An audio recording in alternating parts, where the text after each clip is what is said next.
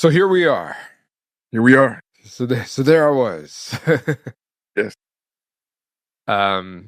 I was saying earlier that it's hard to understand how to frame this because I feel like I know you so well, so intimately from like the years of just being in the trenches.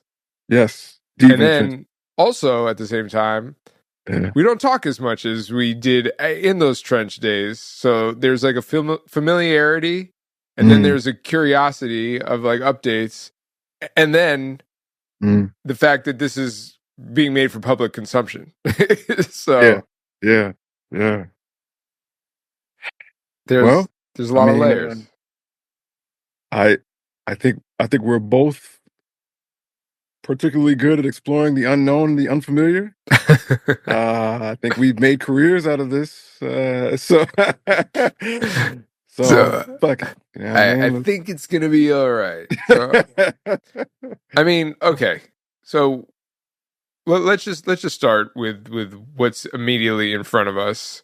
Yeah. The Project Wands is super dope, like super dope. And it's not just like everything you've ever sent me has always been dope, but things that I've heard, things that I've been again in those trenches for. But this Yeah. feels like markedly like in a new lane for you. So tell Yeah. me a little bit about like the genesis of this and being billed as the first album that you've done in a long time. What was Yeah. sort of the impetus for that? Well, man, there's so much to talk about. There's so much to say. I guess I'll try to go in chronological order. Um, you know, we dropped Better Left Unsaid in 2017, so that was 7 years ago now, almost eight. And and that was an EP that was, my first real instrumental debut. And the magic of doing that was that I'll always have, if that might always be my favorite project I've ever done. Mm. Uh, Mostly because and I was just talking about this morning because one of my friends said that Wands reminded him that instead of trying to be a beat maker or a producer, to be an artist, Mm. right? And so many people have told me about how it's inspired them in these kinds of ways to just think unconventionally in terms of what is the presentation of your craft, you know. And Better Left Unsaid was the first time I ever really did that, in my opinion. You know what I'm saying? Like, I think everything before then, I was just following rules that somebody else wrote. Fucking with And these rappers. yeah, yeah, yeah, absolutely. I mean, that's the first rule is that I have to fuck with a vocalist. Why? And there are certain other producers out there and artists out there who demonstrated that you don't have to, and I'll never forget, man. I'll never forget being 19 years old, being a freshman at University of Central Florida and playing beats for people out there, and people saying to me, man, these all these beats are dope, but like, these are like done. Like, there's no, Mm. like you got to find a way to you know, like you need to be making beats for rappers. You know what I'm Right. saying? And blah blah blah. And I just remember feeling like either that okay, I have not found the right rapper, right, or that nah, I don't really feel like I have to adjust in that kind of way. You know what I'm saying? And I'm sure that some producers would have to because their goal would be to fuck with these rappers. You know what I'm Mm-hmm. saying? Like, Mm-hmm. but my goal has always been to in some way score. It all started from Spike Lee, watching Spike Lee movies. It's why I fell in love with, um, 1983 from Flying Lotus the first time you convinced me to listen to it.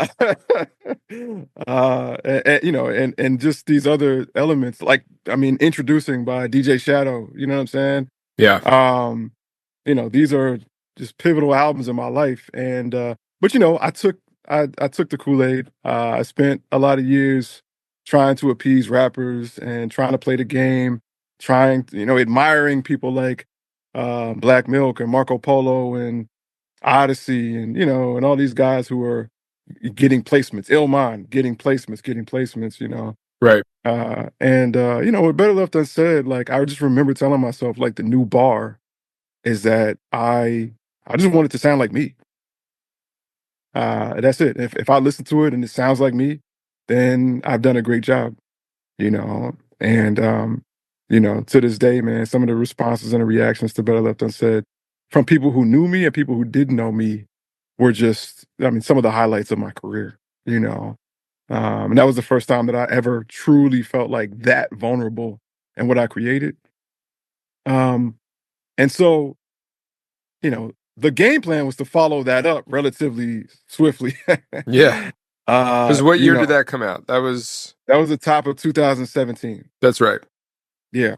Um, Now that was the top of 2017. I'm also producing for artists that are newly signed to my newfound label, which is Unapologetic. Mm-hmm. Um, and there's a lot of figuring out the balance of like of where do how to be an artist, but also be a CEO of a label, and what I consider the LP conundrum. You know what I'm saying? Mm. And I don't think I did well in finding that balance. To be quite honest with you, I think I Make Mad Beats got lost in the shuffle of the idea that once again there are other people who I can kind of stand behind, and Mm. um Old and habits die hard. absolutely, you know what I'm saying? And I just found newer reasons to be in the background again, you know. And yeah, but the world would show me every time I would poke my head out, people were waiting, like that I wasn't. And honestly, I'll say this too. Like one of my biggest inspirations was Mono Neon. Like, Mm. because Mono Neon is a bassist. He would I mean, he was initially known as a bassist. Now I don't know what the fuck you call him, but he was initially known as a bassist, and That dude plays the internet. Like he plays the bass and he plays the internet, and like that's like not a diss. That's like a true skill. I mean, I'll just say this: before Gary Vee was telling you to post 13 times a day, Mono Neon had figured all this out. You know what I'm Mm-hmm. saying? Um, but I was heavily inspired by him because he was touring with like Ghost Note and Starkey Puppy and all these bands. You know what I'm saying?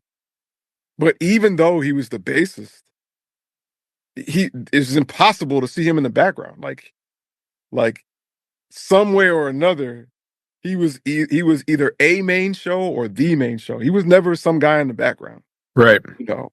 Um, and I think right around when the whole world ended, I was gearing up to try newer things and to get back on that.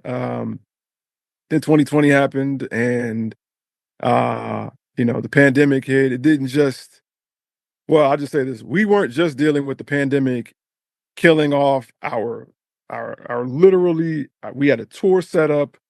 We had a whole bunch of things set up. Um, and just to be financially transparent, 2019 was such an amazingly financial.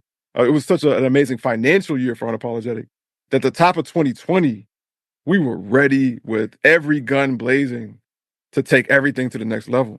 Um, yeah, and then the pandemic hit, and then shortly after that, I got hit with something that changed my whole life, and just changed. Um, it just changed everything, man. I used to think, and that's the beauty of talking to you is I don't have to convince you or bring up stories to tell you. I used to really think uh, I was invincible. Like I could really um, outdo anyone and anything. You know what I'm saying? Just by sheer dedication, not even skill or really. I didn't have ego in like ability. I had ego in the fact that I was gonna keep getting back up. Tenacity. Yeah. Absolutely. Like that, like that's where I put my betting, my money. It was on my resilience and my ability to just punch through whatever, you know. Um, and I feel like for a moment I lost that, you know. Um, and even, you know, and even now it's 2024, we're almost at 2025. I'm still realizing ways that that changed who I am, you know. Um, Talking about dealing with health issues and then like sort of shaping your idea of self identity. yeah, absolutely. I still can't feel this side of my face, and I still deal with a lot of fatigue and heavy pains in my arms, legs, and in my hands. Um, and you know, the onset of it was the scariest though, because there was no doctors available. Every time you Right. turn on the news, somebody's dying. Nobody understands COVID. You know what I'm Right. saying? Did you think? And Did all you of think at some point, like, do I have COVID? Is that what this is? Like, oh, absolutely. That was the first thing. The first, I mean, I definitely wasn't thinking anything other than that for weeks. You know, um, right, I was just thinking that I have COVID. You know, everything they're reporting on the news is that COVID affects people differently, right? And different blood types, this and all that stuff, man. And I just remember feeling like, you know, you're just reading about it. Every time I turn on the news, they're just finding like 100 people dead in an apartment building, like, mm, you know, and you know that anxiety slash depression only magnified what was happening physically. And so, you know, before I knew it, man, I had problems using my left hand. Like I couldn't hold my phone. I couldn't do anything. I had no dexterity. And then my right hand started to go. And then it started to get harder to walk. And, you know, and nobody had any solutions for me, man. You know what I'm saying? I thought I, I hate telling the story because it always sounds so sad and morbid, but like it's real. Like your life changes when you're really graced with the idea of mortality, man. You know what I'm saying? Like, not a rap song, not, whew, I almost, you know, swerved and hit another car. Like, nah, this was different. Like, um, this was really different, man. And, you know, I changed a lot in my life. I changed my eating habits. I began to just change everything. And before I knew it, I started to get some of those abilities back.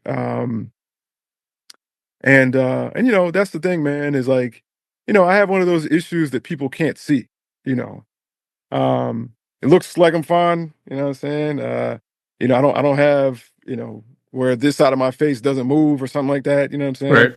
right. Um, and you know, and then when I'm not in pain, um, I usually look and function normally. Um, and so um then it's interesting taking on, you know, that this is my life. And then it's particularly interesting taking on this is my life and then having the onus of trying to convince people uh that something's not right and that you might need allowances Mm, or considerations that not only are you not used to needing, the world is not used to looking at you even in a neutral position. right. People look at me like I can fly or pick up a car. You know what I'm saying? Um, and you know, and so then there's that, and there's just a lot, man, and a lot of insecurity, man, a lot of, you know, sitting down in front of my piano or in front of the MPC and having ideas, but your hands just don't work right. You know what I'm saying? Mm, And it fucks with you, man. Like you know, it fucks with you, man. Or you're just so tired for no reason. You know what I'm saying? And you're just exhausted trying to program some drums, you know. mm. Um and yeah, you know, and just navigating the fact that you don't know when that's gonna happen. Like there's no I have not discovered any triggers. You know what I'm saying? Like I'm not like, all right, let me stay away from broccoli. I should be good. Like, nah. It's like an I can. earthquake. Like you can't really like anticipate or forecast that it's just going to happen, and you hope that you're in a good position to be able to deal with what gets thrown at you. Yeah, man. And it's still like, people. It's a mind fuck, bro. Because like even when people tell me they understand or that they have given me these allowances or I don't know, man. Like I don't think people know what it feels like to feel like Superman your whole life and then to not. Mm. You know what I'm saying? Like, and sometimes it makes me even like feel like embarrassment, you know, uh, because a lot of my identity that I've leaned on my entire life has been like the inverse of these conditions. Right. And so I deal with like internal shame and uh, anyway, a lot of all of this, like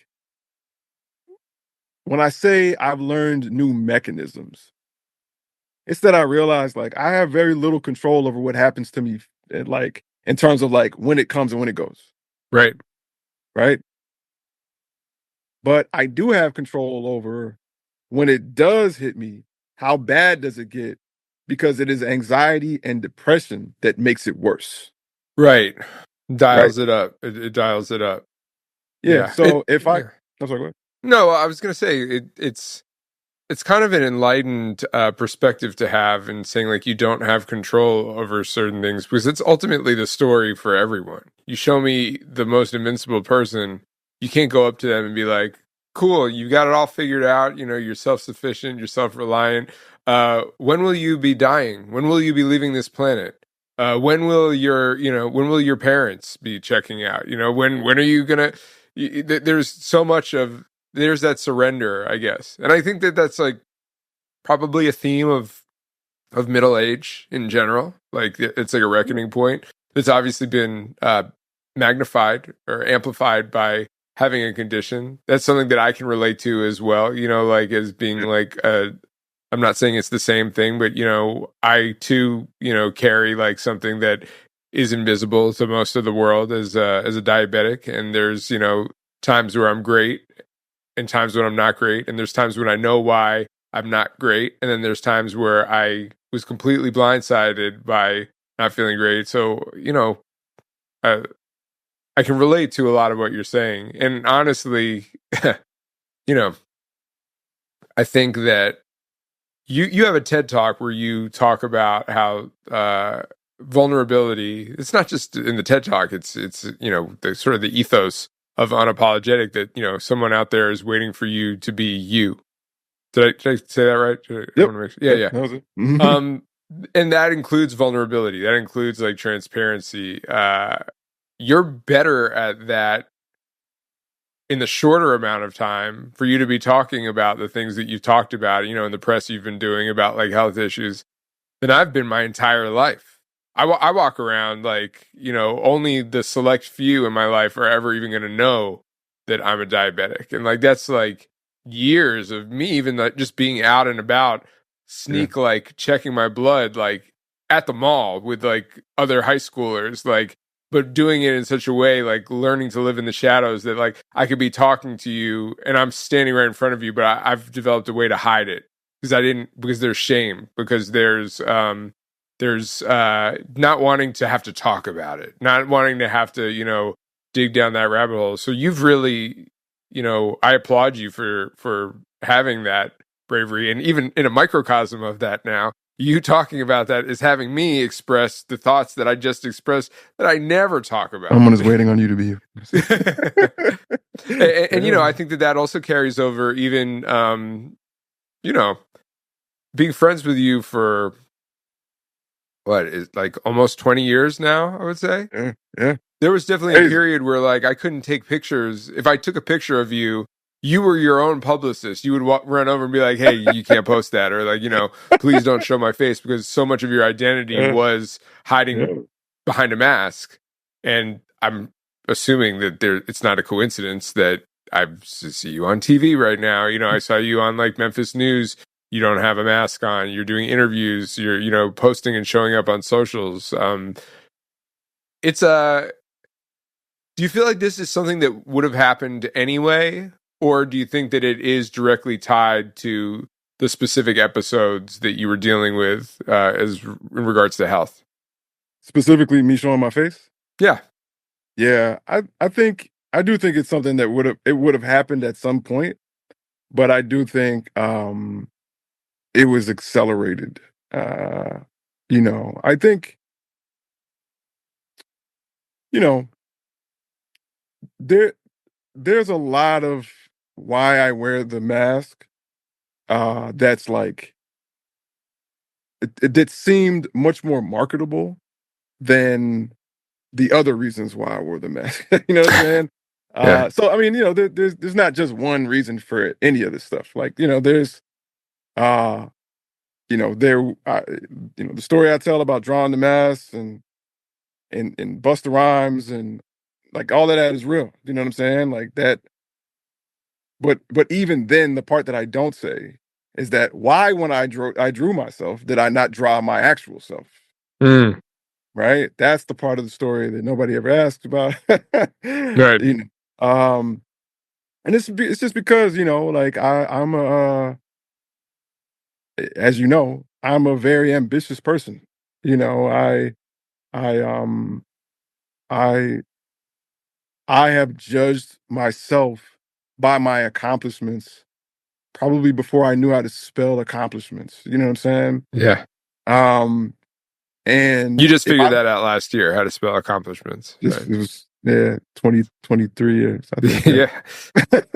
yeah. um yeah, and I I didn't I don't I don't think I don't think it wasn't until like maybe years ago, a handful of years ago, that I think I even understood what it was to not do that, right?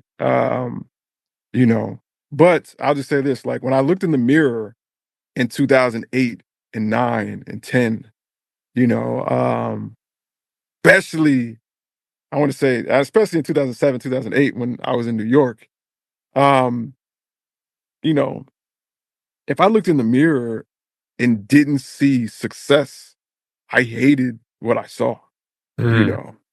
Um, and it was just much easier to believe in the mask and this kind of superhero that I created in my head. It sounds like straight out of a movie, but it's real. You know what I'm saying? Like I remember the first shows I did in the mask, and people came up to me and was like, "Yo, we weren't sure that that was you." You know what I'm saying? Because of the way I was moving, my energy, how excited I was. I wasn't shy. You know what I'm saying? And it's real, man. When I put on the mask, I just I didn't have to be James. You know, and I just believed in that guy way more than I believed in James. Um, and I think for and change years ago when all this started to happen, I'll never forget, man. I was sitting in the window, like, man, if this is it, like, I've lived a legendary life, but there actually would be something that I regretted, right? It's that I lived my life waiting on this payoff that that happened at the top of 20. Like I said, at the end of 2019, we were financially set for success. You know what I'm mm. saying? I was telling myself, yo, I'm gonna start flying places for fun. I'm gonna start doing stuff that ain't got nothing to do with business. You know what I'm saying? Like, I was like, yo, let's get it. This is about to be crazy. Let's go. I'm gonna start taking things like vacations. You know what I'm saying? And like, a month and a half later, I couldn't feel my face. You know what I'm saying? And it felt like a trick. It felt like a cruel joke, man. And so I told myself that, I spent my whole life working my ass off to get to this point and not be able to make the most of it because I have problems walking now. You know what I'm saying? Um, you know, I ended up in therapy. I had a lot of conversations about the serenity prayer. You know what I'm saying? The things you can control, the things you can't control, and the wisdom to know the difference. Um, it was in that I began to truly value James. Uh, I mean, even to the point now where it's just like this 2024 is probably the most I've even said the word James, Hmm. like probably in my whole life. You know what I'm saying? I'm not exaggerating when I say that. I mean, like every class of mine in school, there were like 13 Jameses in there. So nobody called me James. Right. Everybody called me Dukes or JD or something. You know what I'm Yeah. saying? So 2024 is probably the most times in my life I've ever introduced myself and told people my name is James. Like, Mm. um, you know, and so with that comes a little bit more love inherently for myself, a little bit more understanding for myself. I don't feel that shame or embarrassment when I look at myself in the mirror anymore. Right. So now I don't have a problem talking to people without the mask on. Yeah, it's interesting. It's one of those. I think it's true for almost everyone that the tricks and tips and hacks that we develop, the cheat codes to protect ourselves, often yields incredibly fruitful benefits in the beginning. That standard that you held yourself to, however unfair it might have been to yourself, also resulted in you kind of living up to the reputation, the marker that you had given yourself. We all have a version of that, right? Yeah. And we get to a point where eventually the body no longer realizes, or the mind no longer realizes that, like, hey, we don't actually need these anymore. But again, habits dying hard. You're still going. You're still going. You're still going. Well, this is the choreography that I've practiced so many times. So yeah, I'm good. Like, this is actually the best version of me because this is the version that I can execute the most. Yeah. It's familiar. It's great. I've driven on this track several times. I know every turn, every corner, how to navigate it. Hmm. Not just navigating it like not crashing the car, but like stunning while I do it. Like, I Yeah. know if I cut the wheel a little bit here, Hmm. you know, Hmm. but it's no longer serving. And then you have to unlearn a lot of those things. And, That's it, I have bro. to say, again, in listening to Wands, it certainly doesn't feel as though the identity of the music has suffered. I think, if anything, it sort of sounds even more that the lens has widened. And again, I don't know, like, it's an largely instrumental album, right? Mhm. So was there a lot of forethought about capturing the ideas, or hinting at the emotions behind a lot of these ideas in the music, or is it just making something dope and being like, oh, you know what, like, I'm gonna title this song this because it kind of plays into a narrative? Like, what was the actual musical influence, or the influence on the music rather? Yeah, I think this is a great question. Well, this is the Because that questions, Yeah, no doubt. Because uh like as a musician where I am now is okay, so I started off primarily as a sample based producer. Yeah. When you're sample based, you're kind of at the mercy of finding dope samples, you know what I'm saying? So not And anymore. yeah, that's real. That's Yeah. real. So anyway, we talking not Splice and beyond, but you know what Hmm. I'm saying? I'm talking about digging in the crates, Right. kind of at the mercy of finding dope samples, and what you can do depends on what you can find, you know.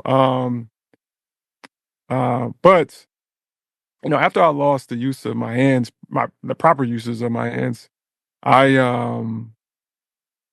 I I got in the lab, and after it came back, I hit up my man Alex Green.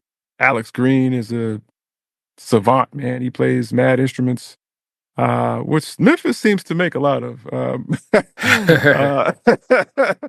There's several of these guys just roaming the streets.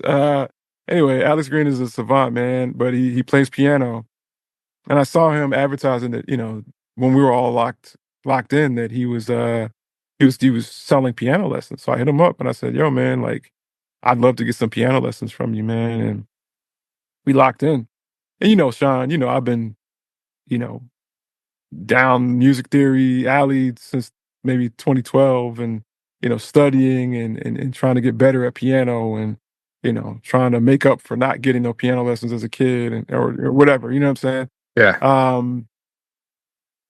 And so, but nah, I had a new mandate to just go hard as fuck, because I got my hands back, and I was just like, yo, I gotta go in, you know what I'm saying? Like, I need to become the pianist I've always wanted to be, um and I did. I went in, man, and I learned a lot.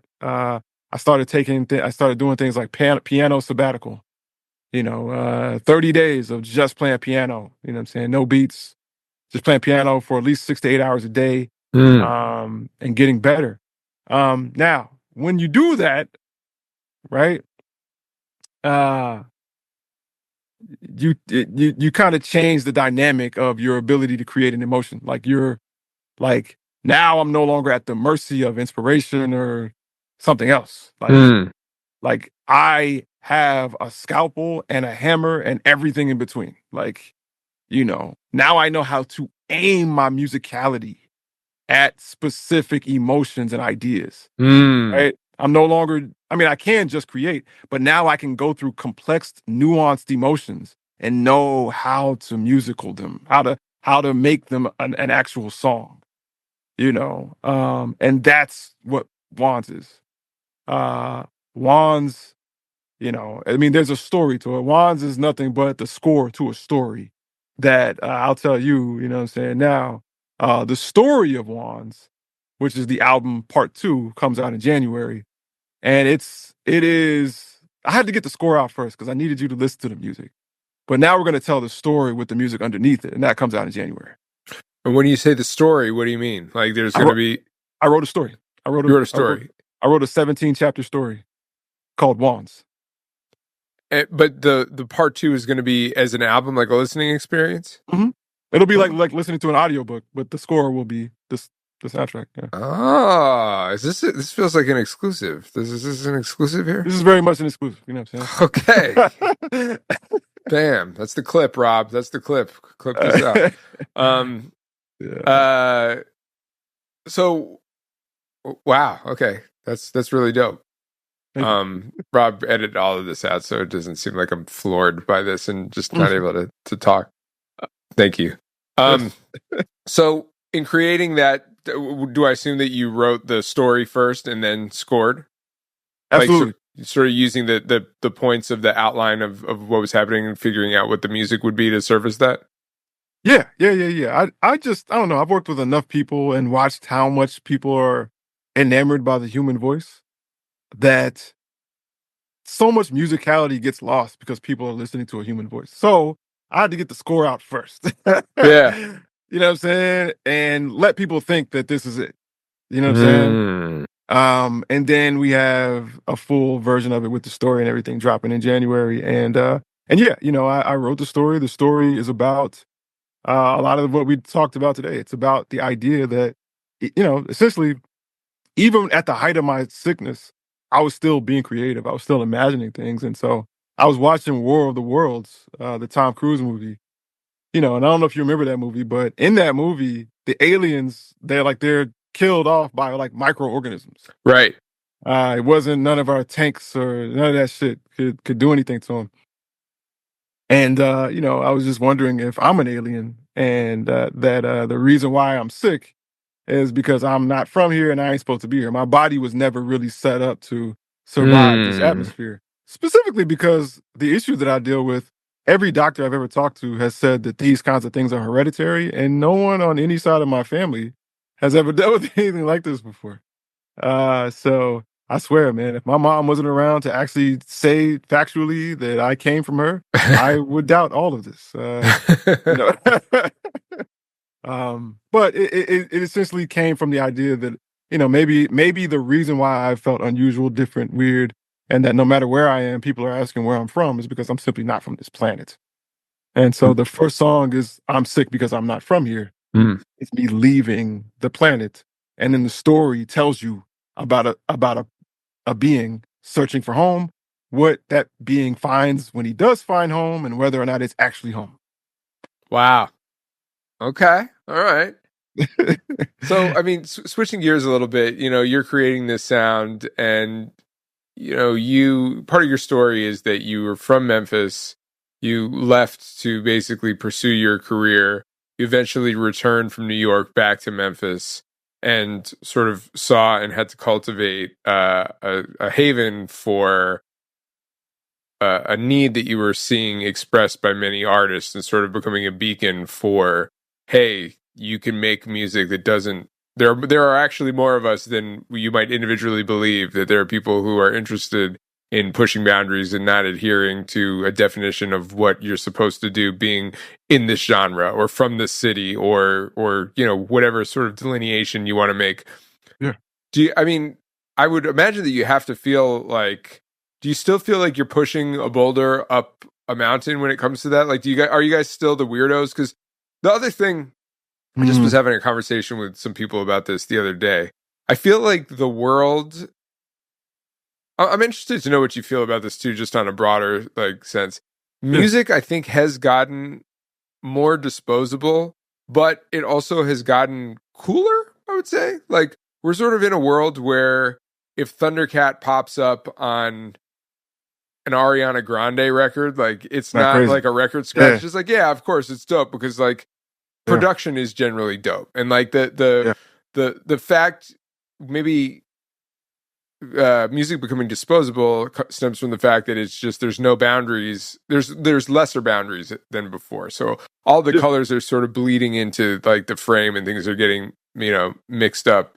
So I just wonder if you still sort of feel like you are the art school kid in the public high school, or is like the whole school now, like, people are wearing tie-dye and like having weird haircuts and things like that, and how does that sort of affect your MO? Because does that then make it like, well, what do we do as the world gets weirder? Does that mean that you're succeeding and like this is great, or does it mean like, well, how do we differentiate now if like weird is becoming, and I'm using weird in air quotes, Yeah, I know what you mean. Yeah. That's a great question, man. Shout out to the questions. What's the questions? Yes. All right, so let me just say this. I'm gonna speak kind of like in the Memphis community first, and then we'll kind of broaden the spectrum a little bit later. Um, so okay, our work here in Memphis has worked, right? So in 2015, when we started Unapologetic, I mean, it was just us. You know what I'm saying? Like, it was just us, and there just was not any sort of movement for, something, especially if you're a black man coming out the hood, you know, eh, there was nothing saying that it was okay to not be trap. You know what I'm saying? And or if you're not that, you better be playing something in the gospel church, you know what I'm Right. saying? These very kind of dug into the Memphis ground ideas. There was no in between. But with the help of the unapologetic mob, we had an international representative that is Mono Neon, down to um, somebody like me who, over time got really good at speaking to this issue. You know what I'm saying? People would, I spoke at 1,000 high schools and conferences and inspired people to be themselves. You know what I'm saying? And so now the art scene here is, I mean, we have many children. You know what I'm saying? We've done that work, and I've seen it all over the place. You know what I'm saying? Now, with that being said, though, and this is where things get kind of interesting. You know, um, if you had said, "Hey, man, like, it's a lot of like spitter lyricists that love jazz craziness and are doing wild things from Compton. You know what I'm saying? Mm. Like maybe people in Compton would have been like, yeah, that's right. You know what I'm saying? No doubt. We know we got guys like Kendrick, we got, blah, blah, blah. You know what I'm saying? Mm-hmm. But over on the East, we would have been like, the game? What are you talking about, bro? You know what I'm saying? Like, Yeah. right. You know what I'm saying? And so, that vortex or that issue locally, right? We've succeeded in that. You know what I'm saying? But 100% of all things urban uh, that come out of Memphis is still the same thing, Trap or right? blues. Absolutely. Absolutely. You know what I'm saying? So the international other side of the coin has yet to show its face here. Mm. And that's a real thing. And that doesn't just affect what the world sees, it also affects what we think of ourselves. And so while we've pushed up against that ceiling, right? Right? Like the further success of our like kind of stereotypical positions sometimes pushes back at us, Mm. right? Right? Because and I say this, and I want to make sure I'm clear about this, man. I grew up listening to all of this. You know what I'm saying? I love all of this. I love all of us that's coming from Memphis, different style. I don't care if you trap or you crazy. You know what I'm saying? You ever doing some wild stuff? I don't care. It's all love. You know what I'm saying? But every time, like the international eye says, hey, in order to come out of Memphis, you got to sound like this. There are people who were like me on the fence being pushed to what they feel like they have to be, Mm-hmm. right? Versus who they really are, right? And so that's the kind of, that's the complexities in that dynamic, right? So you might have a Thundercat, right? But Thundercat is from a city that we all know diversity and, or variation from, Right. right? Right, absolutely. We do not think of diversity and variation of music from Memphis yet. Right. We don't. It just hasn't happened yet. You know what I'm saying?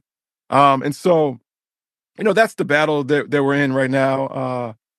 In terms of that idea of success, right? But really, I think this is an issue that is more of an issue now than it was when I started Unapologetic, right? The middle of music is dying, Right. right? So I mean, like you're either a starving artist or you're a Glorilla. Like Right. that like I can live a middle class life off of music full time. that is incredibly rare now. It's tough. The people we knew who were the best examples of that in our formative years were primarily doing it through selling CDs out of the trunk of their car Mhm. and doing shows. And both of those things are really tough. I mean, well, one of them is like practically non-existent. People, physical media is sort of having a little bit of a bounce back, but not in the same way, and Nah, not the not same through at the all. same means. And yeah, it is. It's a shrinking middle class. The middle class is shrinking in the world, so it makes sense that that would trickle down to the music economy. Yeah, yeah. It's it's tough. You know what I'm saying? It's tough, and um, here in Memphis, I mean, the president of the Grammy Pro Recording Academy here, I talked to him like maybe 3 weeks ago, and he was like, "I always knew you were different," but he was like, "You're practically like." And it was funny because he didn't know what was about to come down the pipeline, but he was like, "You're kind of like an alien." Yeah, You know what I'm saying? And he was like, the way you found a way to sustain in the middle class of music now, he was just like, he just doesn't see it that way. Um, and that has become something that um, you know, that we're trying to solve as well as an organization. Um, but no, I don't feel like we're as rare as we used to be. It's just that rarity exists still on a national to international plane. And I also think I also think that the lesser platforms you have that dictate what is and what isn't, the more likely you're going to have a wider variation. And the last 12 years I mean, platforms have lost almost all power. You know what I'm saying? Yeah, And yeah. it's just direct to consumer, and people are going to be able to choose whatever they want to choose. And it's just a matter of getting in front of your consumer and allowing that person the ability to make the decision to play your music, to be your fan. Do you ever, I think about this a lot. Do you wonder if well, I don't know what your relationship with music is anymore, but for me, I can't help but feel like it's changed a lot. Mm, And I am constantly struggling with, does my feeling, I listen to less music than I ever did in my life, which mm, feels like a embarrassing betrayal of my ethics and character. mm, But it's difficult for me to understand, is that because of my age, of where I am mm, at now, or mm, is that because of the way that everything changed, the way that because I have access to everything, I almost in a way have relationships with far less, and I don't know enough 17-year-olds to be able to gauge and measure if their relationship, although it may look different, if it feels the same as what mine was when I was 17. What are your yeah. thoughts on that? What's your take? Has your relationship changed? And like, if it has, do you think that that's just, is it the tale as old as time, that like we just sort of, a lot of our tastes calcify, and like, yes, new shit is interesting, but it's never going to hit the way like Fantastic Volume 2 did? Or do you think that this is like an overall sea change of how people live with and experience music? I mean, I mean, all right. So let me preface this by saying this. I if we're okay, if we're talking about like generalities, I don't think I should be in that conversation. I think I'll say this because I'm around a lot of people. Most of them are significantly younger than me, you know. And I see a lot of things. I see a lot of patterns. I see a lot of, I'm very dialed into like what a 22-year-old is doing right now. Because I'm around them all the time, you know. Sure. Um, you know, I think I think that they are listening to a lot of music all the time. You know, I don't think um I think that I mean the few that we have here, like we have like, maybe like 5 or 6 like people younger than 25 here. They're always listening to music, always digesting new this, and they will slick shame you if you're not up on whatever they're listening to. You know what I'm saying? Yeah. I think that they're very dialed in. But I do think though that I think if I can speak to from my experience, uh I have not. I listen to music all the time. You know what I'm saying? Like Mm. I listen to music all the time. Um, it's just not for the same reason I did. Um, it's just that like I hear it differently now. It's just when you get like now I'm just like it's a 251 augmented. You know what I'm saying? And I'm Mm. just like, and I'm just hearing things differently now. You know what I'm saying? Like, I'm like, and I'm just paying attention to like, why do I like this so much? And I'll play it forever just to learn the chord progression of it. And then I'll see, I like this because it's the same thing that I heard in that Smino song. And of Yeah, course I yeah. like it. Like, you know what Right. I'm saying? And I'm on the other side. I'm behind the curtains now. Mm. I've learned enough about things I didn't know when I was doing all this listening the first time around, Right. you know, to where I'm like, oh, I can see the DNA of it now, and I'm just studying it because all of that um, just makes it easier for me to create the variations of sound that I have admired for so long. Mm. Like just learning, like right now, I'm just in my modes, man. Lydian, I'm just killing, like I'm living in Lydian. You know what I'm saying? Like I'm saying, like, and I'm just realizing like there's so many songs that I love that are like, that are not like starting on the one or they're a mode, and I'm just like, man, I'm loving that. Um, you know, you might remember like there's something that you said one time when we were making music, and you were like, "There's got to be a chord change," and I'll never forget you saying that because I remember thinking to myself like, what does he mean when he said that? You know what I'm saying? And I remember I've asked you that several times. Yo, what did you mean when you said that? You know what I'm saying? You were like, I don't know. Right. You know what I'm saying? But now I know what you meant. You know what Right. I'm saying? Like I know what you meant, right? It's like what you were talking about was like a modulation to a chord and an accompanying scale, Right. right? That allows you to hop into that. It feels different, but it's not so different that it doesn't fit. You know what I'm Right. saying? And Right. then hop back. So in other words, you got to go on a journey real quick and come back around. Right. Right? Yeah. Right. Exactly. And so now I'm like, I'm hearing that in songs. I'm like, okay, how did you do it? How did you Mm. do it? Like, Mm. and Yeah. I'm just, I So, just so find it basically, what you're really, saying is that I have calcified from my own undoing, and that age and experience has nothing to do with it. So, yeah, cool. I'm just gonna dial up the self-loathing a little bit more. Yeah, I don't know. no.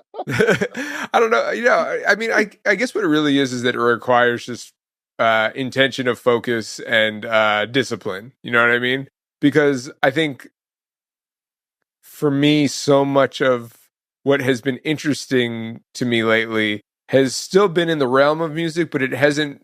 I think I'm in a chapter right now where it's not as heavily focused on that going under the hood, of learning, because there are things that I'll listen to when I do listen, but again, like in my formative years, it was anything I heard, I was trying to extract the DNA from it and be like, what are the chords? What are the notes? What's the bass line? How do I do all this?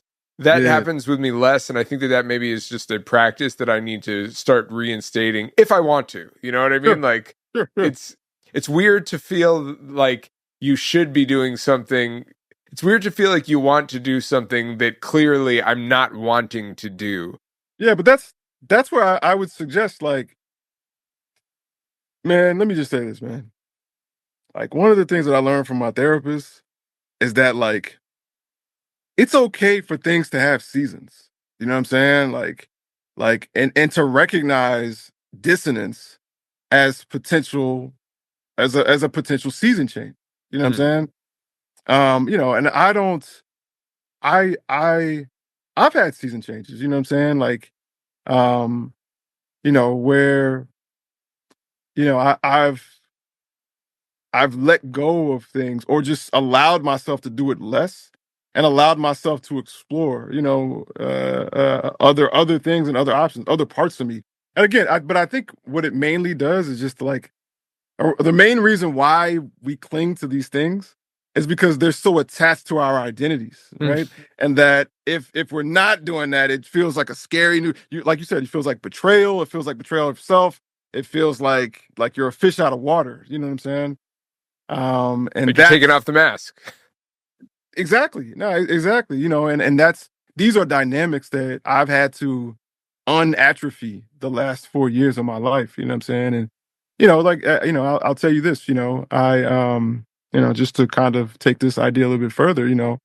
Um, I told the squad like about a couple of months ago. I said, at the top of 2026, I'm stepping down from being CEO of Unapologetic.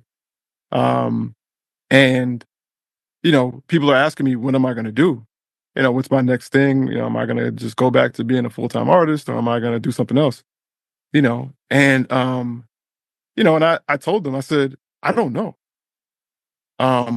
But I want a version of me free from any, um, superficial alliances with something to make that decision. You know what I'm saying? I do it. I told him like this. I said, yo, when I was 18 years old, I said I wanted to do X, Y, and Z. I did that. Mm. I did it. Like like I said, if my life ended today, I did exactly what I said I was gonna do. Right. But I don't want to make the decision of what I'm gonna do next until I free my mind. Like Mm. until I let go of like because right now I'm still in the rat race. You know what I'm saying? I'm still thinking about all this, blah, blah, blah. I realize I make different decisions when I'm not underneath the stress of these current decisions, Mm. right? Yeah. Or these current concerns, fears, right? So like I might, leave CEO and, and just give myself a month to think and come back and be like, No, that's how I make mad beats to the death. You know what I'm saying? Like, move out the way. Let me get to my NPC. You know what I'm saying? Like, or I might be, I don't know. Who knows? You know what I'm saying? I just want to give myself the space to make that kind of decision the right way, you know? But that's me again, trying to be fair to myself and to give myself options that I know historically I would not have given myself because of these unreasonable allegiances to previous identities. Mm, Right. And so like I said, this could be I make mad beats to the death. Nothing's gonna change, no yeah. doubt. But I've come too far for that to just reign supreme unchecked. Unquestionable, like there you're not allowed to reevaluate, because I've seen that you've been making a lot of allusions to the concept that you're going to disappear one day, and I was like, it sort of ran contrary to what you were saying, where in the beginning or towards the beginning of this conversation, where you're like, the artist me has been dormant too long, I need to come out, I need to do more. So then to hear that, but also, this might be it, it's like, I guess if I'm interpreting that correctly, you're really just embracing the idea that you don't have to be beholden to anything. Nothing. You know what I'm saying? Like I don't, man. Like this is my life. Like, and I think what that means, this is my life, has changed. You know what I'm saying? Like it is, I'm not going to let a teenage designer of my life run my entire life. Like, Bro, that's uh y- yeah, you're touching on some real shit. Some real shit. The teenage architecture. mm-hmm. Like that's dude making decisions for 40-year-old me. That's crazy. Like, you know what I'm saying? Like, I wouldn't listen to an 18-year-old tell me nothing right now. You know what I'm saying? Like, Right. so There's so much nah, he doesn't know because he hasn't lived, because he hasn't experienced all of these things. absolutely. You know, absolutely, man. So, I just want to give myself now a fair shot and a fair shot at making a decision for the next 20 years of his life. You know, um, we'll see what happens. You'll have the 60-year-old version of yourself. I'm not going to listen to that bitch ass 40-year-old version of me. What did he know? Exactly. Yes, I'll that's probably like say those exact words too. write that down. Write that down. Like put it on a napkin and hold on to that for the next couple decades, and just Yes, yeah. sir. Yes, sir. Yeah. I feel like that's a good place to end it. But is there anything else that you want to touch on, or I could just promote afterwards? Yeah, I'll say this, man. Um, and this is something I kind of wanted to say earlier. When you were talking about your understanding that experience, you know what I'm saying? Um, I've met people here uh who are just kind of like mind boggled by how, like, people generally are like tell me things like the fact that you exist coming out of this city is crazy. You know what I'm Mm, saying? mm, And that I'm an inspiration in that regard. But like now, like I'm an inspiration to a lot of people who believe like uh their health circumstances are preventing them from something, mm. you know. My therapist has told me a handful of times that uh that I'm the only one of the people that she talks to that she would not like aim to convince to slow down or stop. uh, because of how well I have adjusted and digested this new season of my life. You know what I'm saying? And how well I am changing things to make things work. I'm saying all that to say, like, um, you know, a lot of what I've learned um over these last 4 years, like, I honestly think about what you said about yourself a lot, right? So I've known you were diabetic for a long time, before you moved to Los Angeles, you know what I'm saying? Hmm. Hmm. Um, but I don't think I knew the extent of the ramifications of that for you, uh, until we got on that trip, right? Yeah. Yeah. Um, and my dad's diabetic, and I have memories of being like 6 or 7, and my dad like falling down the stairs and needing to drink some apple juice and all kind of stuff. You know what I'm saying? But since then, he's just kind of been honestly miraculously stable. You know what I'm saying? Like he has issues, of course. You know what I'm saying? He's getting older, etc. But like, you know, his he has managed it very well for the majority of his life.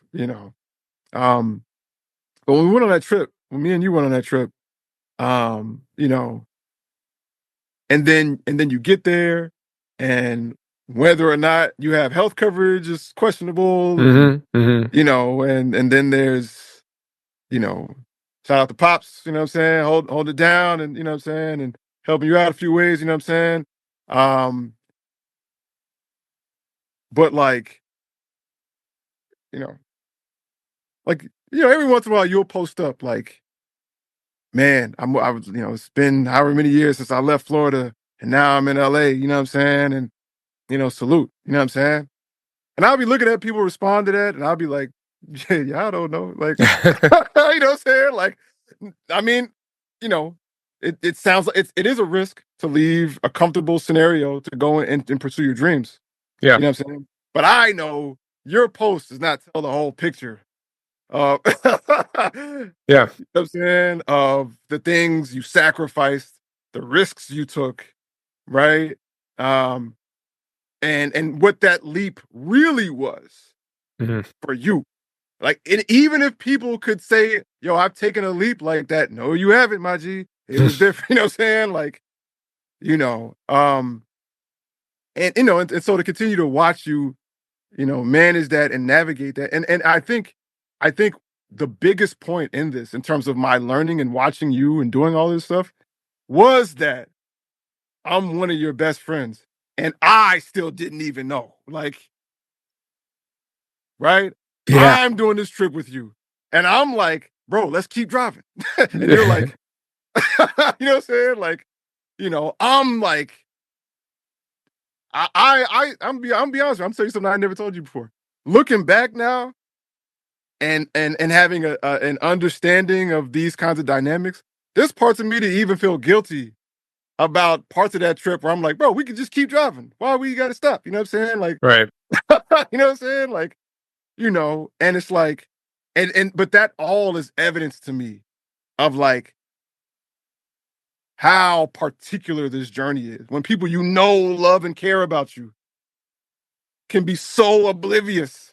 Right. And you can't You know? fault them. You especially can't fault them if you're not necessarily being forward about those things. Yeah. Um, yeah, I don't know. I grapple with that a lot because I think my pattern and habit has become so, again, ingrained to not talk about, to not let it define, to not sort of peek into it, to the point that I know it manifests in some kind of ugly ways where I'll know people. I've known people who have been diagnosed with diabetes as adults later after the fact, and they'll be doing posts and like showing needles and like all this stuff. And I'm just like, fuck you. Why are you turning this into this? It almost, it feels dishonorable to me in Mm, a way that is patently ridiculous if I actually think about it. That I am judging them for how they are choosing to showcase their story or yeah. showcase the struggle, because to me, they are not following the correct path of the samurai, which is you deal with this on Shut the your fuck own, up. Just, quiet, you yeah. shut the fuck up, you persevere, and you let your success be the thing to talk about. Yeah. You don't show, you're making a movie. You edit out the shots where you see the camera guy focusing. Like, nobody wants to see that. That's not a good movie, Yeah. Yeah, again, hearing your story and talking about it, and obviously I know you well, and there's things that I didn't know, even, before this conversation that we talked about just now. I'm Mm, like, yeah, like, feels like it's good, feels like that helped me. But do I need it? Like, yeah, and do I need to do the opposite of what I've been doing? Would even that be a miscourse or a yeah, misdirection? Like maybe it doesn't have to be like a complete refusal of what the MO has been, but yeah, I, it's interesting. We're all kind of analyzing beneath or below our masks and figuring out, okay, what drives me? What are the reasons why I do all this? But yeah, it's crazy to hear you say that. Like I mean, yeah, it's. yeah. No, I mean it's you know, I I like there. I know you well enough to know everything you just said without you ever having to say. You know what I'm saying? Like I understand. You know, you're you have a unique balance of like nuance, detailed, and sensitivity, and at the same time, like you were born in the '80s, like you know what I'm saying, like you know what I'm saying, and so you have them both, you know what I'm saying, and I don't think anybody, I think everybody should do what comes natural to them. I just think I'm a storyteller, Mm. you know what I'm saying, like I'm a storyteller. I I am always going places and doing things other people don't. You know what I'm saying? And I think the biggest thing is just that I realized that for some odd reason, when I talk, people listen. You know what I'm Mm. saying? Um, and I believe that I serve a purpose. I believe that I'm a vessel.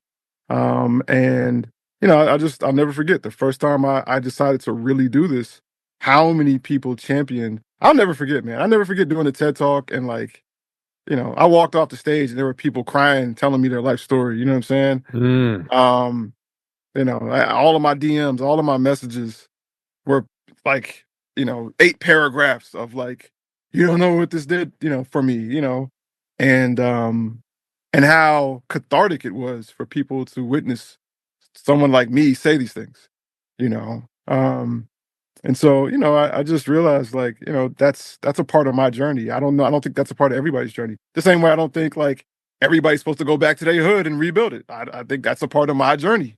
Right. You know what I'm saying? Like, I don't think everybody need to, nah, bro, don't go to the burbs or don't move. Don't go to another state. Like, go back to where you came from. Nah, Right. I don't think that's everybody's story. You know what I'm saying? But I do uniquely think it is mine.